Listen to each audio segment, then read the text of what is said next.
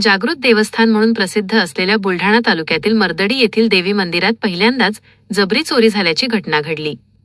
अज्ञात चोरट्यांनी मंदिराच्या मागील बाजूचा दरवाजा तोडून थेट गाभाऱ्यात प्रवेश करून गाभाऱ्याचे कुलूप तोडून देवीच्या मूर्तीवरील मौल्यवान सोन्याचे 4 मंगळसूत्र, देवीच्या डोक्यावरील चांदीचा टोप तसेच चांदीची पादत्राणे असा लाखो रुपयांचा ऐवज लंपास केल्याची प्राथमिक माहिती समोर आली आहे.